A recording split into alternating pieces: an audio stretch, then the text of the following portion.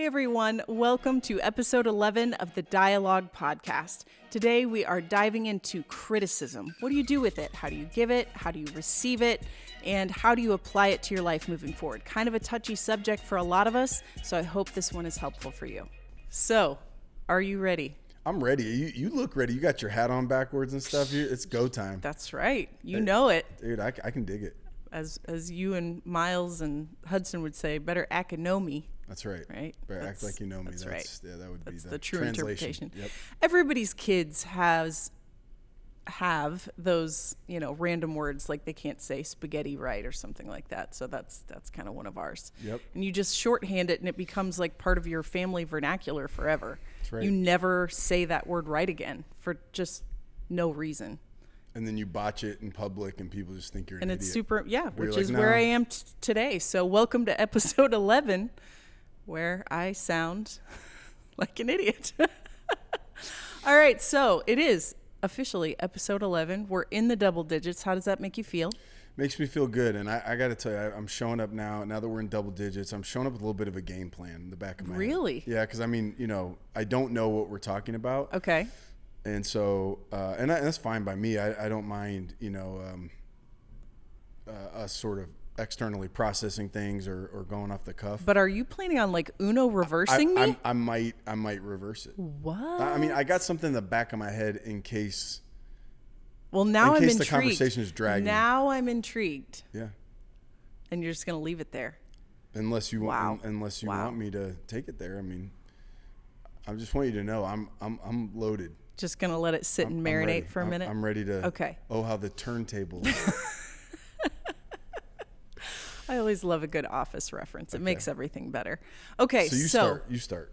Okay, well, before we dive into anything heavy, we got a little recommendation that maybe we start off with a little pop culture fun. All right. So I'm gonna start off with: did you know Justin Bieber and his wife Hailey are having a baby? I did not know that, but that's awesome. Good for them. How far along?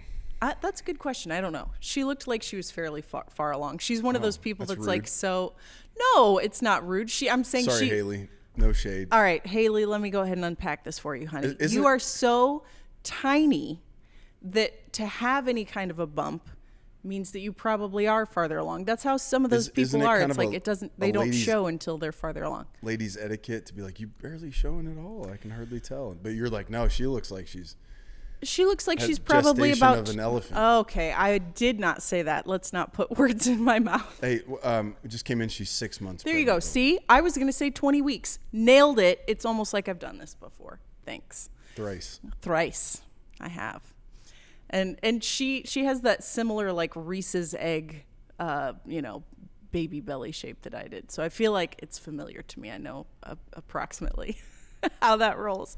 Okay, let's move on. Good for them. Happy for them. That's great. I thought their announcement was really sweet. It was actually them renewing their vows and did like a maternity shoot type of thing with it. And I thought that was kind of a neat time to renew your vows, and to just kind of solidify, like, yes, this is this new layer to our marriage, this new season that we're entering. And so we're just kind of signifying that recommitment. Not recommitment, but you know what I mean. What is the word I'm looking for? Like you're just, it's not like you weren't committed and now you're recommitting. Renewing? Yeah, but it's a reminder, right? Like this is top priority for us. I thought that was kind of a neat idea. I think the Biebers should name their kids something like Bob. You know what I'm saying? Like everybody like in Hollywood Bob and everybody in really like rolls off the tongue. Entertainment world, they've got to come up with these like. Right. I think they should go like take it back. It's like just old Bob school. or Sue Bieber. Sue.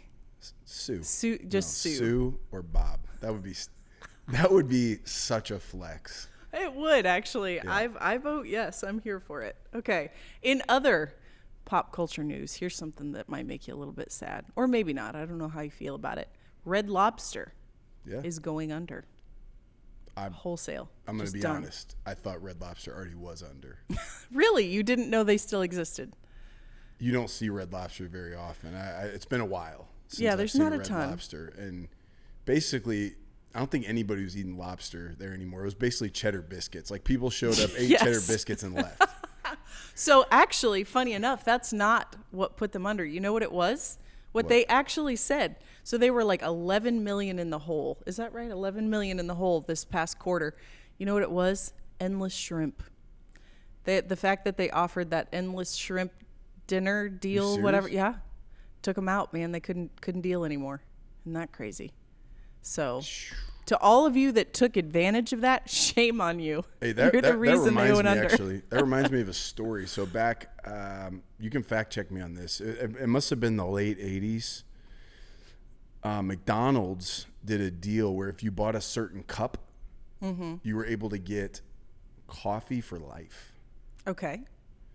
So if like you had to bring in the cup? If you brought in the cup, Okay. you would get free coffee for life. Well, of course, most people come in, they buy the cup ends up in the trash, whatever. They're not doing it. Right. My grandfather, John E. Turner, Jet. goes by Jet. Jet Turner kept the cup Okay. till he died. Wow. That's decades later. Almost 90 years old. And that man would roll in up into the end Yeah. to McDonald's with his cup. And those young whippersnappers were not ready. He made a deal with McDonald's decades before they were born. He said, "This is as solid as a deal with the devil. Go How get your dare manager. Go get your manager. I was told coffee for life. He would. And he wouldn't leave without his free coffee. That is the ultimate John E. Turner story. And my grandfather's like the nicest He man is. in the world. He is. But doggone it, McDonald's told him he could have free coffee for life. He's also a man of integrity. And if you're not a person of your word, McDonald's. Don't be writing out checks with that That's mouth right. you can't cash. That's right. So he would show up and he wasn't leaving without his free coffee. Can you imagine if all the people would have taken McDonald's up on that? But you're telling me that's what Red Lobster took them down. Yeah, that's Too much exactly shrimp. it. Too much shrimp. It's funny that you mentioned the Cheddar Bay biscuits because this was something that we were talking about earlier before the show when this sad news was brought to the table. I personally, that's the one thing I love from them is the Cheddar Bay biscuits. And they make boxed mix for the Cheddar Bay biscuits, and they make a gluten-free version. All you celiac friends out there, listen to me. Come closer. I'm here for you. They make gluten-free Cheddar Bay biscuit mix. Okay, you're welcome. And they're so life-changingly good. And just when you can't have that kind of stuff anymore and then now you can have it again, it's so exciting. That had to be part of their strategy of getting people to eat less shrimp. Was fill them up on cheddar biscuits. That makes sense. It's like chips and salsa. Yeah, you would think you're gonna get stuffed on these filling biscuits, and then you won't have enough room. But apparently it didn't work. I don't think so. My only hope is that the boxed mix does not also go under with Red Lobster as a whole. Like I'm hoping it's some sort of subsidiary that they sell these box mix through. Otherwise, I'm gonna have to stock up. Like I'm gonna have to get a lifetime supply. Go like Y2K. It's a Y2K like storm cellar full of Cheddar Bay gluten-free mix. Because I would be really sad if I could never have those again. It was so exciting. It's like losing something twice, right? Mm-hmm. Like I lost it the first time, couldn't have them anymore. That's devastating. Then you get it back and you get to enjoy it, and then they take it away again. I mean, I guess better to have loved and lost than never to have loved at all, but twice. I know. Yeah. Okay. So let's move on. Okay. I am actually, my curiosity has gotten the better of me. I have to know what you were thinking about. I can't. I mean, I was going to talk about criticism. Criticism? And handling criticism. Interesting. How do you handle criticism? Okay. All right. Because I think that's something everyone deals with in some level, right? Okay. And so that was my topic. That's a lot deeper than the Cheddar Bay biscuits. Are you done with the pop culture stuff? Oh, 100%. Okay. We can move on. That was just kind of a fun little I was just curious your take on a couple things. Yeah. I don't want to hijack your show. Excuse me, did you see the name? This is not my show. I'm just, I'm along for the ride. If you relax your eyes, you can see Shaylyn board in those shapes. Oh, I missed it the whole time. Okay. Oh, okay. Yeah. I got it. So what were you going to talk about? So we'll actually table it Because or we you and put I them are both on the table and then figure out. No, what we because here's the thing: we were already debating about saving this for the next podcast, anyways. Mm-hmm. So let's go ahead and just save it. We're gonna table what I've got. All right. We're gonna. You and I, little fun fact for everyone, are doing twice a week recordings right now because you are getting ready to head into take a little break. And so in order to get ahead, we're recording a couple times a week. So we'll just wait for that. We'll table it for Thursday. All right. Okay. So we'll just keep everybody on pins and needles with that. Dude, they're not going to be able to sleep in there. They're not going to be able to sleep until they know. Double up on the melatonin. That's right. Okay. So, Greg Ford. Yes. Talk to us about criticism. I was just thinking, I think criticism is hard to not take personally. Yes, for some of us more than others. Yep. And yet if you think about it, feedback, like I guess the word criticism sounds so negative. It sounds harsh. Critics. Mm-hmm. Critical. The haters. Mm-hmm. Hey, I'm getting criticized. You criticized me. It has a very negative connotation. The same thing with presented a different way would be feedback. Which again also feedback sounds less intense than the word criticism. That's right. I think that's what I'm saying. I think it would be a more positive way of saying it. Mm-hmm. But the bottom line is it might feel anything from like an attack to being critiqued, like you're speaking negatively about me or my work or what I did or my motives or whatever it might be. And yet I think the reality is, like, when improving in any area means that at some point you're gonna have to scrutinize and evaluate what you're doing, and you can just do that all yourself. But the reality is, as humans, no matter how self-aware you are, you're gonna have blind spots. So if somehow you could not take it personally and you could receive criticism or feedback and you're able to kind of sift your way through it, you get a lot of gold, a lot of stuff that you could apply. And yet it's so hard because emotionally, if you're being criticized, it puts you on your heels. It makes you feel defensive and almost like your intention is, I have to prove this criticism wrong, versus starting from the place of, hey, is there any truth in this? Even if it's 50% wrong, 50% right, or 50% wrong, 25% kind of right, and then 25% in there is really good stuff, right? So I heard a guy say one time, your critics are actually a gift to you because they'll tell you stuff often your friends won't tell you, because they're not worried about offending you or hurting your feelings, but they're really telling you maybe the unvarnished truth, like something really, really helpful, but it's hard to receive it because, as the great theologian Mary Poppins said, a spoonful of sugar helps the medicine go down. A lot of times people don't include the spoonful of sugar, so you're like, it just feels like nasty medicine you want to spit out. So I've been thinking about this, and you and I have talked about this on and off over the years of having a disciplined approach to how you receive criticism and seeing it as a tool, and how do you get the most out of it. So I've got thoughts on it, but I'll pause there and kick it over to you. What are your thoughts on criticism in general? How do you handle it?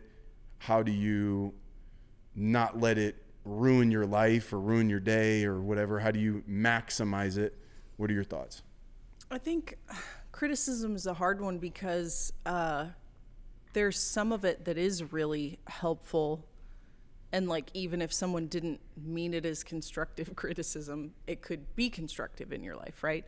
But then there's some of it that is just going to tear you down and make you question things and whatever. And so I think having some sort of a filter as to how you process criticism and what you take to heart and what you don't, especially in an era that we live in where, you and I just talked recently about like some of the things that people will say on social media. They'll make assumptions about you. They'll make certain criticisms.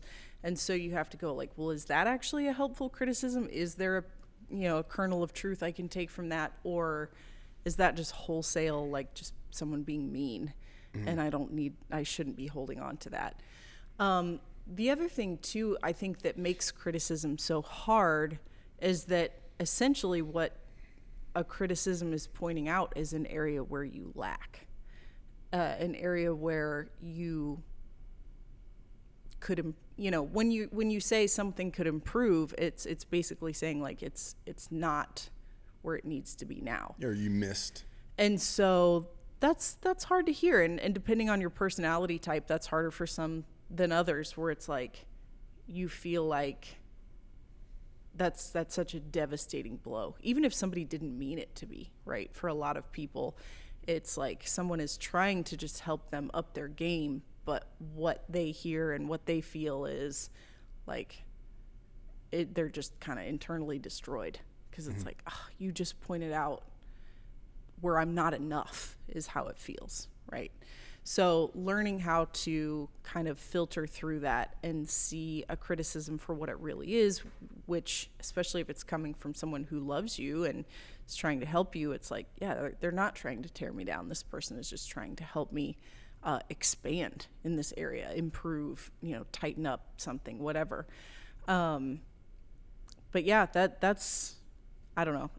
I'm kind of rambling on it because I think there's just, there's so many layers to it. It's so nuanced. Like I feel like people try to put, excuse me, a really specific like rubric around how you should handle critiques. And to a degree, I think you can set up some framework for how you filter through things, but also it is nuanced from person to person and how you receive it, and maybe what things you need to work through to be able to receive it well, and then also what you shouldn't be receiving, and because I also know people who just wholesale take all of it, and they end up kind of changing themselves and molding themselves to try to fit these different critiques and completely lose tether on who they are. Yeah.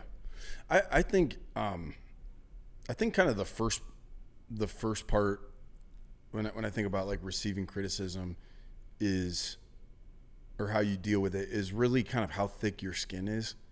So like if you're kind of a thin-skinned person, even a BB that hits you, right, is just like, oh man, like you're writhing in pain and hurting. But like if you shoot a BB at an elephant, it barely feels it, right? And so I think in a sense, when you think about thick skin, I don't mean like hard heart or, forget the haters. Because I think a lot of times people who are thin-skinned end up getting so infuriated by criticism that now their whole life becomes about dunking on the haters. Their whole life is fueled by getting one up on the haters. It's kind of artificial armor. Yeah, right? It's like, and so they look like they're powering up and they look like they're big stuff, but really the reality is like they've thin skin. And so I think like being really secure in who you are, being able to separate who you are from what you do in a sense, like, so the work we do, whether it's presentation, leadership, what your job is, what your role is, all of that, to know like Shaylyn Ford and this title, or Shaylyn Ford in this role, or Shaylyn Ford and even this work that she does, or the service she provides. We're not one and the same. I mean, it's me doing it, but I can kind of step outside of this, and this is my tool, or this is my vehicle that I use. It's not me. And so I think the more you can kind of do that, the more you thicken up your skin. And then also, like, for me, I think what I try to do is, like, it's easy to take stuff personally. It's easy to feel misunderstood, especially when you are misunderstood. But I try to have the discipline to kind of step out of it and think as objectively as possible.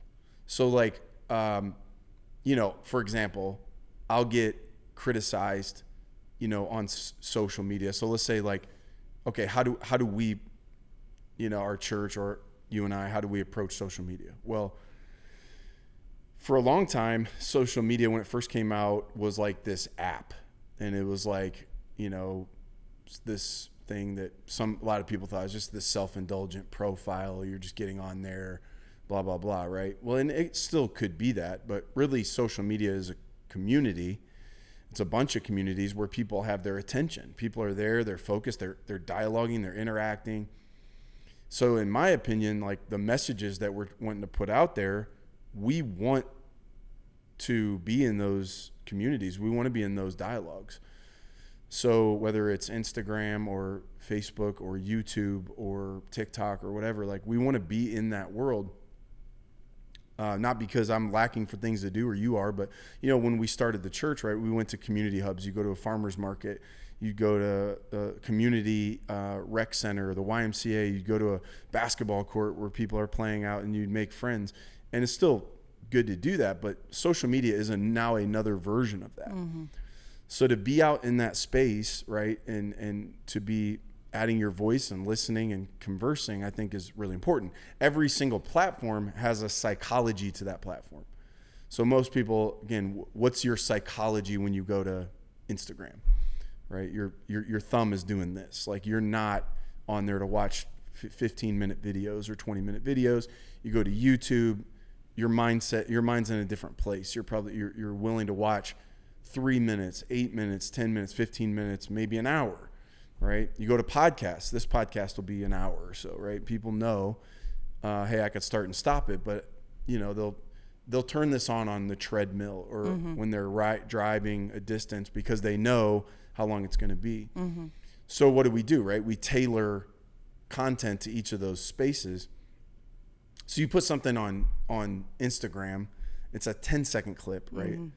And somebody jumps on there and makes some huge judgment about you because you remind them of someone else, or they hear 10 seconds of what you say and they go, oh, you now are this or you are that. So for me, people say, oh, he's just a motivational speaker, or he doesn't, how come he never talks about the Bible? And it's like, dude, you're on Instagram. Right. This is a 10-second clip. I talk about the Bible just about 52 weeks a year at length. Yeah. And the content is not hard to find. www.one.church/messages. If you don't want to find it, then you won't find it, but it's not hard to find. Mm-hmm. I do this all the time, but just somebody to go on to look at one clip to now reduce me to a motivational speaker, which, by the way, I don't even take that as an insult. In my mind, I'm like, it's application preaching. I'm not over here pontificating on lofty thoughts. I'm taking huge ideas, complex things, and bringing them down into what in the world do I do with this, which, by the way, is what Jesus taught is fulfilling the law. Right. Is to turn it into action and behavior. Understand in your mind, have your heart transformed, and then act accordingly. So if you feel motivated to act according to the word of God, then I feel like I've done my job. All that to say, the criticism, where's it coming from, right? So what I try to do is, instead of going and getting upset about it or feeling offended by it, I sit and think about, like, why would someone want to do that? Why would someone feel a need to go onto someone else's page or whatever to see something and to be like, something triggered them to try to do something, especially if they're saying something really personal, like was a personal attack. And if I just take a few minutes to kind of think about that, I go, well, it could be a lot of things. One, it could be that, my profile's Pastor Greg Ford, and they may just have an issue with pastors as a whole. Maybe somebody hurt them. They've got some kind of church hurt, and maybe even something about me, the way I sound, the way I look, reminds them of some pain from their past.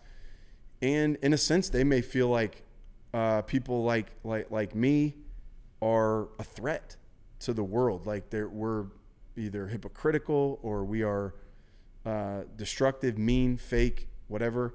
So in a sense, they feel like they are, by attacking me, they're somehow righting a wrong from their past or trying to, do something that's going to make the world a better place. It may be something that is a hurt inside of them. There may be something about me that triggers something not only that somebody else did, but maybe the ways they feel about themselves. And it's like the thing you tell your children when they're little, hey, you don't build yourself up by tearing other people down, right? We tell that kids that on the playground. Mm-hmm. But sometimes as adults, man, we still go, something about that person makes me feel less than. So I'm going to try to drag them down to lift myself up. Adults do that. Yeah. So maybe that's what's going on. I've had at least the desire to do that. I've had the instinct to do that. I try not to do that, but I can understand all of that. So when I start to look at that, I go, it's not about me. You could change my name. You could put somebody else's name on there. It's not about me. These are not people that know me necessarily. But there's more to that story, that I now represent something to them that has triggered them to fire off, especially, again, if it's a personal attack.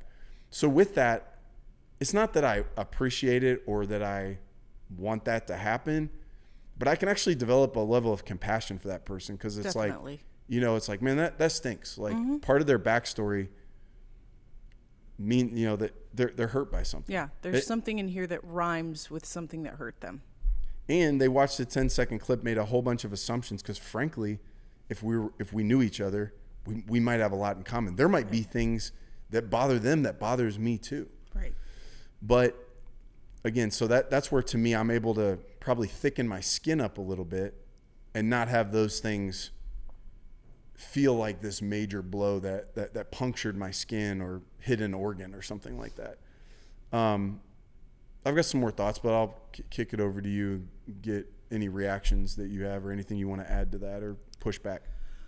No, I do think that kind of tees up to even some of my own back and forth when it comes to my involvement in social media, and where I think that people need to, kind of be aware of their own limitations. Like, you and I have talked before specifically when it comes to social media, and we were talking more along the lines of like feeling jealous of other people's lives, right? Like, people say, oh, I have to be careful around social media because it makes me, like, I see other people's lives and they're so good, it makes me feel bad about myself.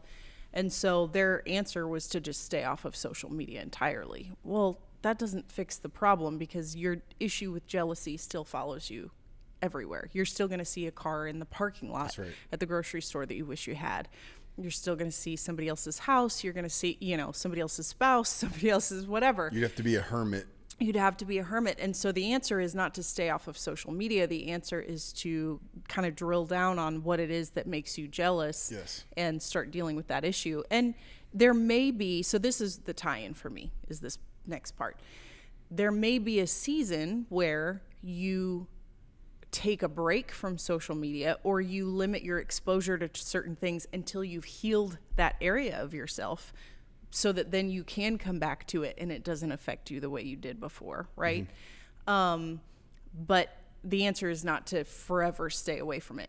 In my own life, here's an example. There was a period of time where I needed to not entirely remove, but kind of limit my exposure to certain things when it came to parenting, and what other people's kids were doing and whatever, because I was struggling with the scenario that I was in as a parent of two kids with special needs, and feeling like I was failing them, and feeling like we were missing out on some of these, milestone things. And so it did kind of trigger some hurt for me, and, or just feeling terrible, feeling like a failure, feeling like you're missing out, whatever, right? So I had to just snooze some things for a little while so that I didn't see them until I could get myself under control. I could not suppress, but work through those issues and get to a healthy place to now where I can see the accomplishments of, my friends' kids, the things they're celebrating, whatever. And I feel zero negativity, zero jealousy. And I'm just like, yes, like, that's so great. I'm so happy for them. And it's real, and it's coming from a genuine hold place. And so I think the same thing is true when it comes to taking criticism online, right? Where you need to be able to, maybe right now, you can't take it without it destroying you. It would really wreck you. Okay, so take a break from it. But the reality is, just like jealousy, criticism will exist in your real life as well, right? So you have to get to a place where you can start dealing with it a little more of a healthy way, and then come back to it. I also think you have to recognize that it is kind of a different animal in some ways when it comes to online criticism, because people will feel comfortable saying things to you that they would never say to someone's face, right? And because they're behind the safety of a keyboard, a lot of times people who don't really know you will feel comfortable saying kind of outlandish things, that can be very wounding. Because what are you going to do about it? And it's just a weird dynamic. No one would say that to you in the grocery store. No one's, well, they might, I guess, but you get my point, like by and large. And so you will find yourself exposed to a greater level of sometimes like the really weird, petty, kind of off the wall stuff. And so you have to just remind yourself, like, this is just kind of unique to this universe, and this isn't something I should be absorbing. This isn't helpful criticism that's going to make me a better person. This is just somebody blowing off steam for one of the many reasons that you just listed. Yeah. And it really has way less to do with me than it does with them. And so I need to not let that like enter my heart and hit me, I think, it's, again, you think about the spectrum of like why people would get on and either openly criticize someone, again, whether it's social media or coming after you. And I think it ranges from extreme immaturity to actually noble intentions, right? Mm-hmm. So you go, some people literally go around, they're trying to get attention by trolling people, right? So like, the fire emoji or the thumbs up or the encouraging comment usually doesn't get the traction in the algorithm or whatever, that if you go in and you throw some shade or you go in and you say something and it gets 20 responses, it gets and stirred starts a up debate. And it starts some big thing, right? Right. And so someone that does that, again, is somebody maybe who's using negativity to try to get their own attention, or maybe they don't have the presence of mind or the self-awareness to know that the comment section is probably not the best place to argue. That's you know what I'm saying? Right. Like, that's probably not where we're going to have a profitable, spirited discourse is there. But they do that, right, to, in some ways, with an immature desire of I just want attention. Yeah. And then over here, you have people. The joy of stirring the pot. Yeah. Then over here, you have people who with really genuine motives. They're even if they're misguided in what they're doing, they feel it's something important to say. This is important. Like, I really need to get this on the record. I really see something going in the wrong direction. I feel like I need to speak up. It's the right thing to do. I remember, like, when we first started doing One Big Party, whatever that was, 10 years ago or more. And what we were trying to do, our intention as a church was, we had all these people, new people coming to church.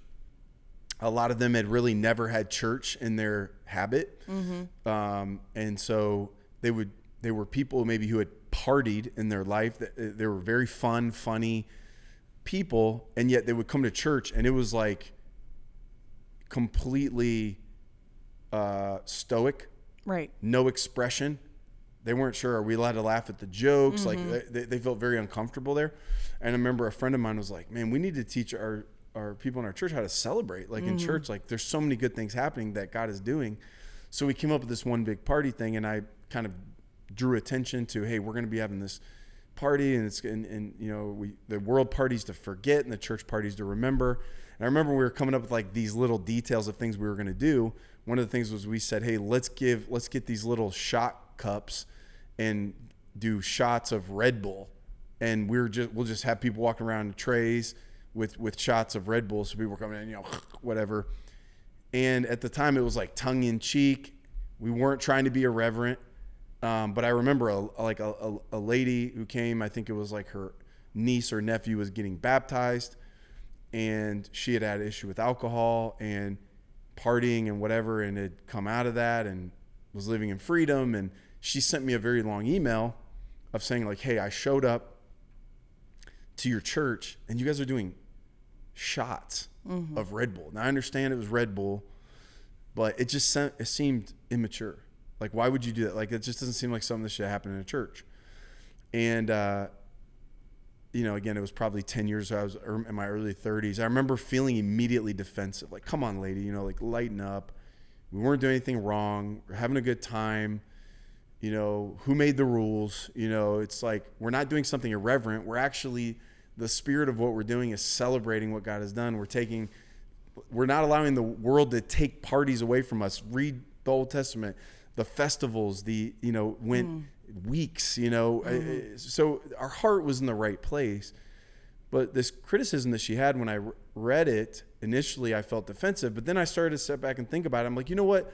This is worth thinking about. Right. And I'm not going to go feel like a loser or beat myself up or go to the valley of despair. It gave you new perspective. Yeah, but I was like, you know what? Let's think about this. Is this, I know why we did it, but is this worth doing? Like, this can be confusing, and to someone like, I didn't think about somebody coming in who, that wouldn't be funny to them. Yeah. And not that you can please everybody. I think that's a rat hole that a lot of people fall into, is like, I can't crowdsource all my decisions, but at the same time, like, to really think about that. And so I remember like working my way through feeling defensive, putting it in front of some of our leaders, like, hey, what do you guys think? And we're like, maybe we don't do that next time. And again, it wasn't the end of the world.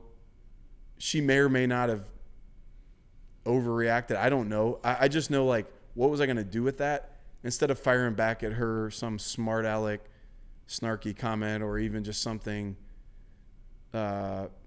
defensive or not replying at all, I thought about it, And I thought, again, that's taking the criticism, having the discipline to look at it.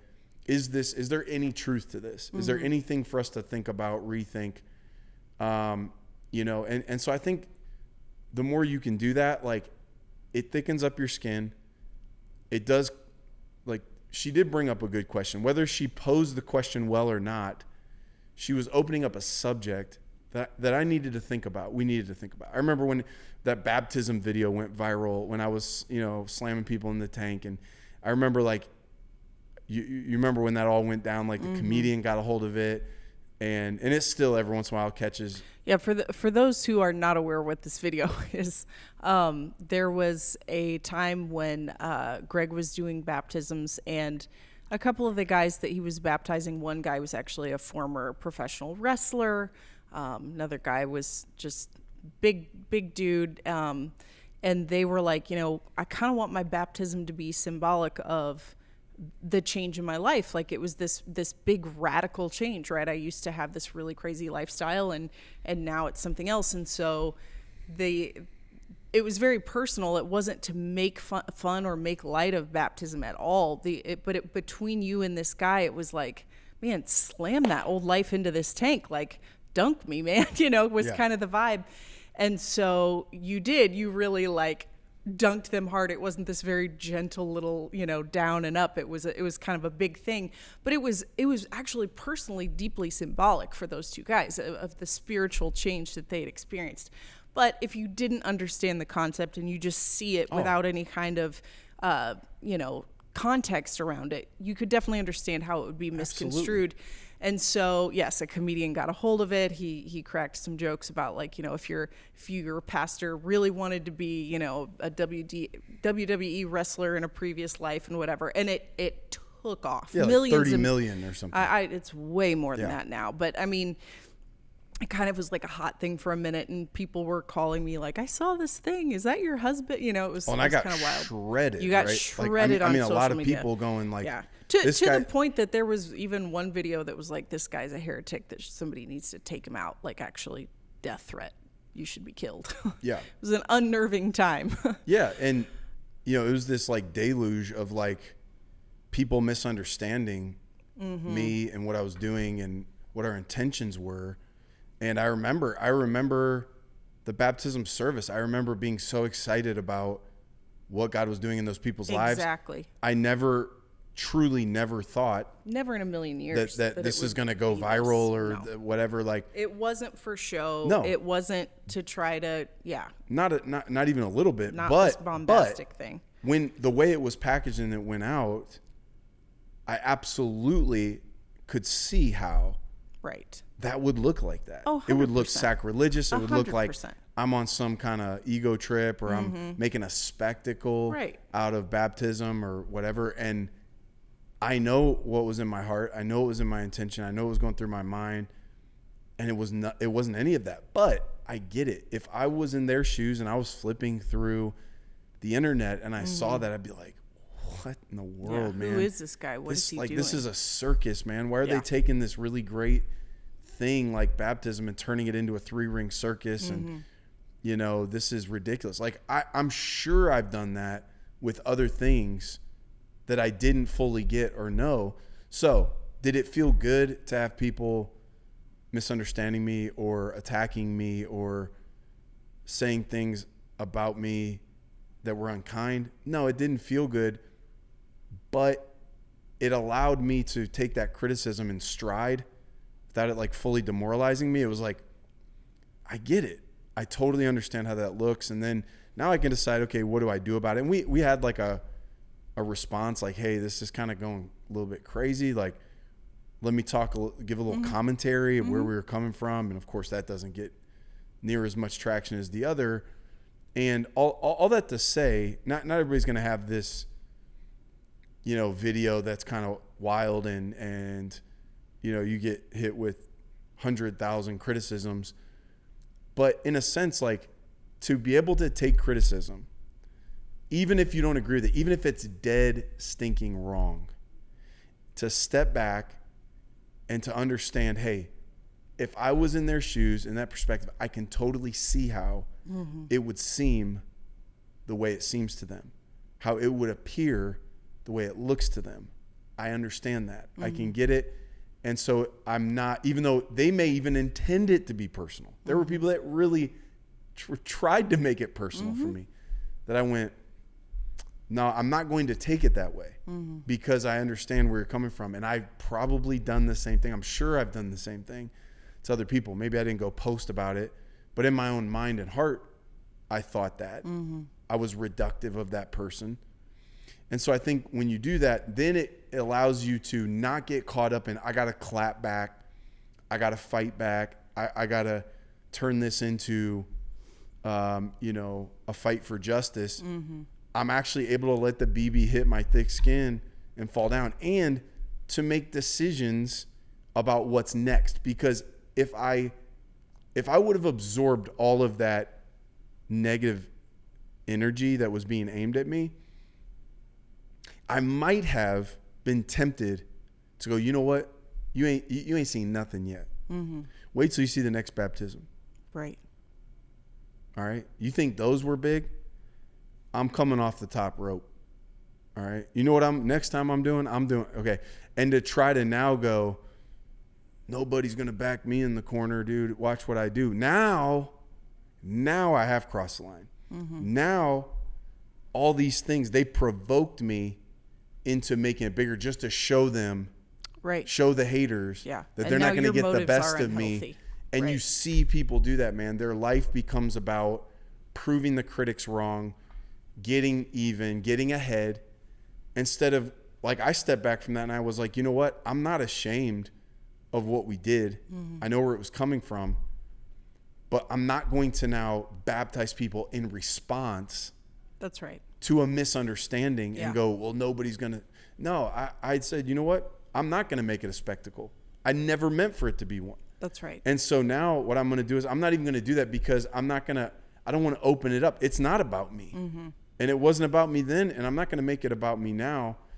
And I just think if we're not careful, if we don't thicken up our skin, allow ourselves to work through this criticism in a way that's not highly emotional or turning it into, us versus the haters or the critics, but to actually work through it in a well thought out, mature way, then you can sort of get pulled into that. And I think it tends to pull people into the worst versions of themselves, whether it's shutting down, lashing out, powering up.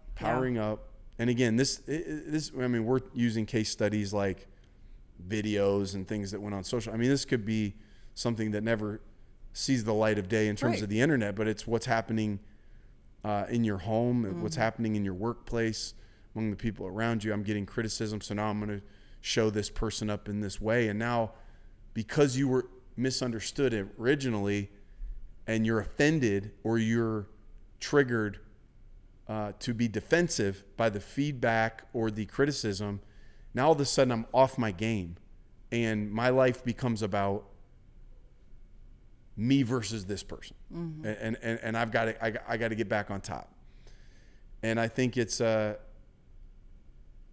don't think that's a good way to live. I don't think that's a good way to handle. I mean, imagine if you could just do a magic trick and take the offended feelings out of it. If I could even take just feelings, I'm just going to, like, could I evaluate this criticism without getting caught up in my feelings? I mean, think how many times you might see somebody criticize somebody else and you go, yeah, that's fair. Because it's not you, you go, I mean, yeah, I probably wouldn't have said it that way, but you know, that's like, when it's someone else, we can see it and we go, I see how that could be helpful, because our feelings aren't connected. So all that to say, I think we would all do well to get a little better at how we do it. I think if you're the kind of person that, you know, you're looking to, in this crazy world we live in with all these forums, you're going into forums trying to get in attention with negative criticisms, like maybe you want to check yourself, like that's probably not the best version of you. But along the way, as you're receiving criticism from people in general, could you take your feelings out of it and have a disciplined approach to it, have enough of a sense of self that the BB doesn't puncture your skin, that you're able to step out kind of outside of your work, your performance, whatever it is, right? And to, even if they meant it personally, to not take it personally, and to go, you know what, that's a person blowing off steam. I triggered them in some way. It's really not about me. It could have been anybody. I remember when you won one of the pageants that you won, and like they posted something and somebody in the comment section was like, how did she win that pageant? She looks like every other Midwest real estate agent.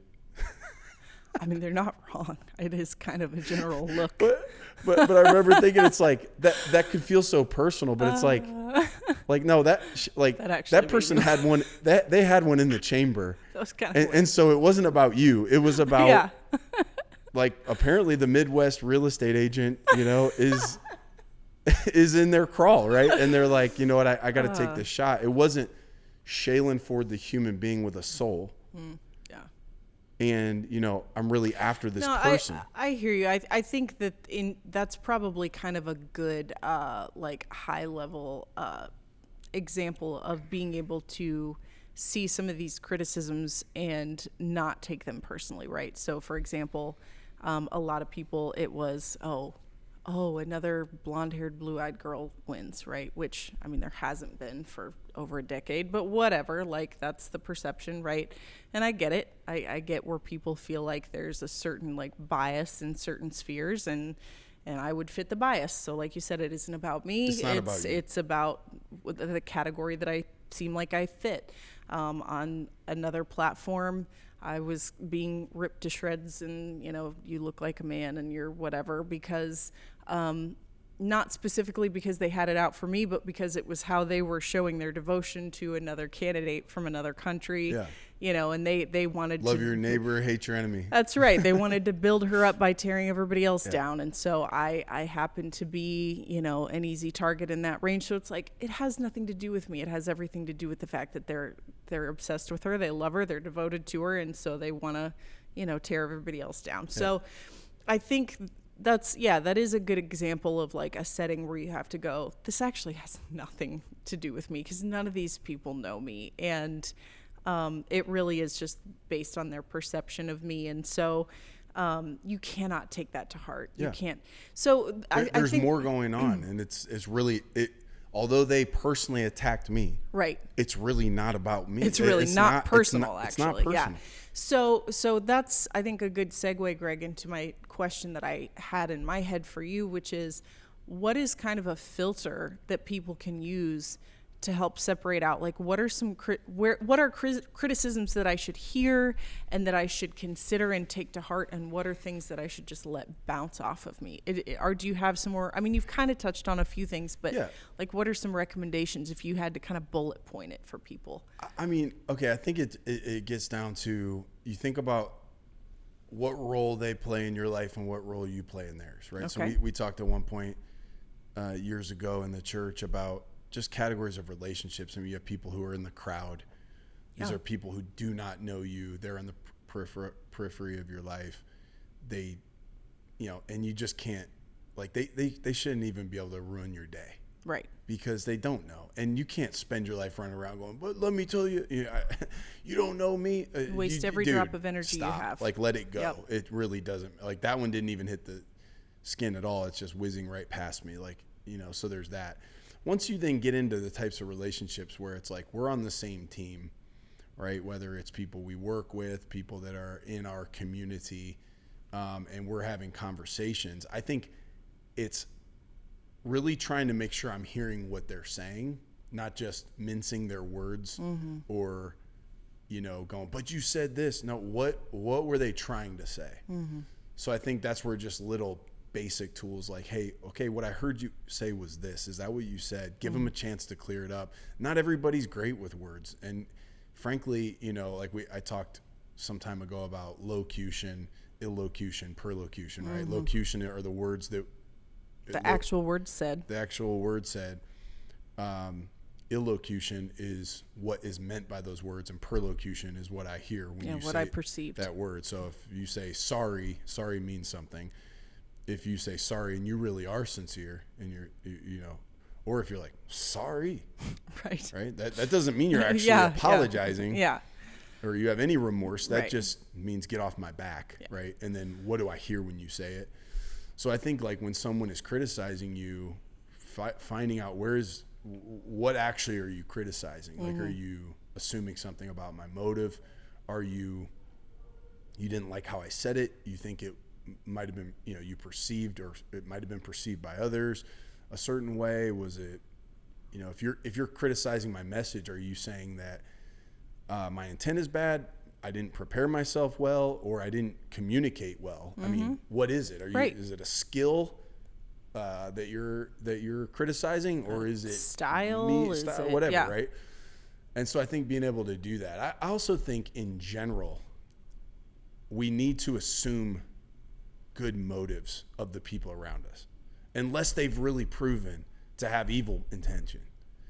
That if somebody is coming off a certain way, I tend to assume that the way they're coming off isn't the way they're trying to come off. So by me going to them, okay, so let me give you an example. Let's say with all that I'm doing now, and we're doing this podcast, and I'm traveling to a church planter events to speak, and blah, blah, blah. Let's say, someone on this team comes to me, is like, hey, Greg, it feels like you're not engaged with us. Greg, it feels like you're not around very much. Okay. I could receive that as, Greg, you don't care about us. Or maybe they come to me and that is their intention. Greg's traveling and speaking. He's all over doing all this stuff and working on his message and blah, blah, blah, working on the building projects. He doesn't even care about what we're doing over here in kids or youth or music or connections or groups or whatever. He didn't even care. Or they can assume Greg does care, but he's busy. He's trying to do a lot. And what I want to communicate to him is, hey, Greg, what it feels like is you're out of the loop in what we're doing. Assume good motive. Assume that I do care, instead of coming and saying, and by the way, nobody did this. I'm just saying, like, this type, I'm coming up with an idea, an illustration off the head, but like, it could be offensive if it's like essentially saying, you're so busy, you're not paying any attention to us, you don't care about us. Right. No, I do care about you, but I'm trying to do a lot. Let's see if we can figure this out, how I can express love and, appreciation and engagement in what you're doing and still be able to do the things that are my responsibility. What they're essentially, again, the better approach is, this is how it's feeling right now. I'm not saying this is how, this is what you this need to do. This isn't an attack on you as a person or your character. So I think when, in general, if I'm going to give feedback, or I'm going to give, we'll call it criticism for this conversation, I need to start with I believe good intentions about you, and to work my way all the way through that, and don't just go sort of off the dome criticizing you. I need to really think that out. Unless I really think your intentions are bad, I need to really wrestle that to the ground, and I need to approach that in a way that hopefully won't just make a person defensive, right? Yeah. Like how would I open that conversation? Well, and that might lead to a whole different conversation about boundaries, which that's another episode entirely. So I think assuming the best intent around the people around us, when we're bringing those things, thinking of how we're going to, talk it all the way through, and then going with this criticism, what role does this person play in my life? What role do I play in theirs? Because there's opinions and things I have about people who I see them conduct themselves a certain way or behave a certain way. I don't have that role in their life. It's not, we're not intertwined. So it's not for me to light them up, in comments or direct messages or whatever, to go be their accountability partner when I don't have that role in their life. So I need to just keep that to myself and, go, hey, you know what? I don't have the full picture. So, and move on and stay in my world, in my lane. Those are some of my thoughts on it. What about you? Yeah. I think that's it. I think probably the toughest place that, we've discussed social media and the workplace and whatever. I think probably the toughest place for people to accept and give criticism in a healthy way is in more intimate relationships. And so that is, I think, where the last thing that you just said about like the assuming intent, assuming good intent part is most critical, because I think it's probably the place that it's hardest to hear criticism for most people. If it's whether it's parent to child, spouse to spouse, whatever, some type of, much more intimate relationship. It can be harder to hear a criticism from that person who knows you so well. And so when you hear it from them, it feels like, it feels more personal. It feels more like an identity thing than it does just a, let's improve this activity, feels like failure. Or feels whatever. Like a deeper sense of failure. Yeah. And it feels like, depending again on where you are, it could even feel like rejection to you in a sense. And so I think that's where we have to be the most intentional about really clarifying our intent when we're delivering it. And then also just learning, and this is an ongoing process, because obviously your emotions are going to be triggered right off the bat. It just is.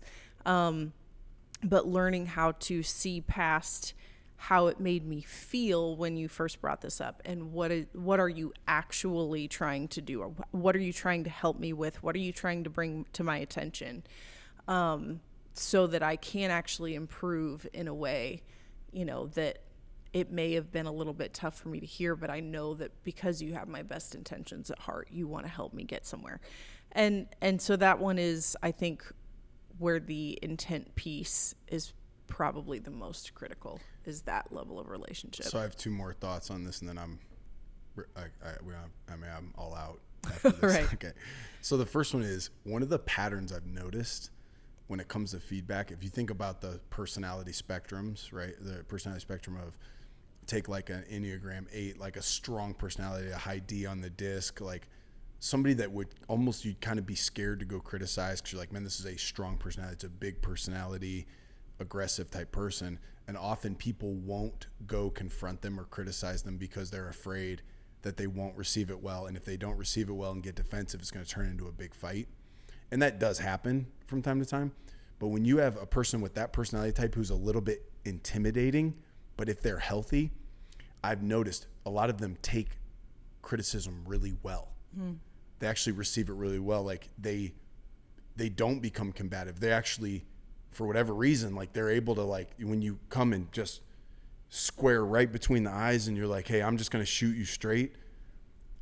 That goes well a lot. A lot of those people are a lot better at receiving the criticism. They can, probably part of with their personality type, they don't get as easily offended if they're healthy. If they're insecure, then yeah, they'll come out swinging, like barroom brawler, right? Like hit you with a pool stick. But like if they are healthy, a lot of times they are the most disciplined at receiving it. I've been surprised. I've been nervous going in sometimes to confront people like that because I'm like, man, this could get ugly, and it almost never does. Like they really receive it well. On the other side of that, oftentimes people who are more disarming in their personality, a little more gentle, a little more, agreeable by nature. They're more of the, Enneagram 2, need to be needed, nice, kind person. You think, oh, this is going to go great. And you go in and you give them criticism. And a lot of times it is horribly painful for them. Like they take it like really personal. They break down. Now they may not lash out and cuss you out and turn it into a knockdown drag out, but like it didn't go well. And they may or may not show you that in the moment. Like I've had a lot of them go, oh, hey, thank you. And then I find out later, whoa, it wrecked them. So I think like I've noticed that phenomenon. I don't know exactly what to do other than to just coach around it, to go, hey, be careful that you go in this person that seems to be really receptive and agreeable, and you think you can just tell it to them straight, and they're going to, they may smile and go, hey, thank you so much. You might have, like, be careful you don't skip diplomacy and like be really careful with what you say, because a lot of times they take it harder than the person that with the bigger personality. A lot of times those people take it really well and are thankful for it. The other piece, I would say this, we have on our team, on our staff at the church, we have our cultural behaviors. And so we have 4 of them, but 2 of them, one of them is honest evaluation, which we kind of add the word disciplined evaluation, because it's not just like, well, I was being honest, well, you need to think that stuff through, man. And some things you need to keep to yourself. But the point is, we want to evaluate. We want to put the skunk on the table and deal with it. But the other one is genuine affirmation. Genuine affirmation, not just like, dude, you're the man, bro. Oh, you're just the best. Very genuine and specific affirmation. Mm-hmm. And what you're doing is you are verbally communicating, I see the good in you. I see your strengths. I saw that work you did. Like a person's feeling seen and appreciated. And it's not like a setup so that I can come and criticize you, but both are necessary. We all need to be built up and encouraged, and we all have blind spots in areas we need to improve. And sometimes, like, hey, I am doing the best I can. Sometimes the improvement comes from me, something I can't see, man. And someone brings it up and I go, oh, there it is. It was right in front of my face. So those two working together, and what I'll do oftentimes in the dialogue is I'll say, hey, how many of you by nature tend to see what's broken? How many of you tend to see what's wrong that needs fixed? And about half the hands go up. And then I'll go, okay, how many of you tend to see what's going right, what's going good? And about half the hands go up. And so we coach around that. We say, okay, so if you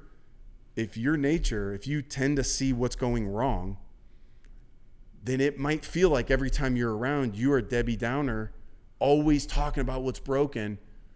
And that can be received as, this person just will never shut up about negative things. They can't be pleased. They can't be pleased, and they're constantly critical. When in their head, it doesn't feel negative. It feels like we're improving. It feels like development. That's what it feels like. To these other people, it feels like this constant hammering of criticism.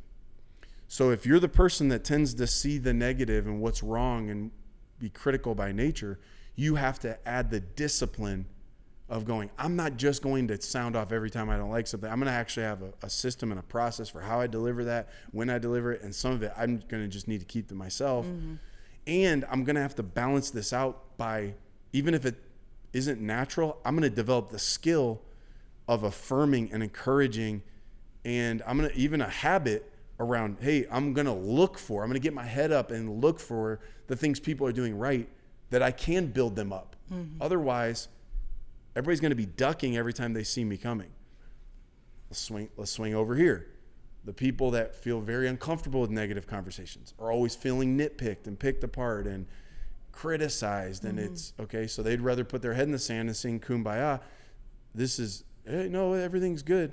No, man, there's a dumpster fire over here. There's smoke billowing over here. This problem's been lingering for 2 years. You've got to be able to go over here and actually be critical so that we can solve the problems or manage the tension in the right way.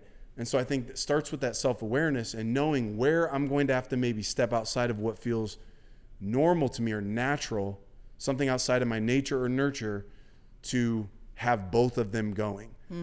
And knowing yourself well enough, knowing the team around you well enough to go, how do I do this in a way where we can get the most out of the evaluation, feedback, criticism, and what's my part of that? Otherwise, what do? I'll just lock into the fact that, well, I just tell the truth and people don't like it. Bro, you're criticizing everybody all the time. Right. That's not a good teammate.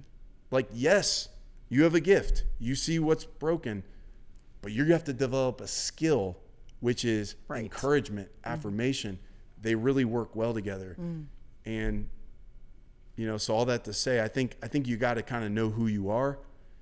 And if you'll step back and look, some of those consistent things you've heard from people over the years are showing you a pattern about yourself.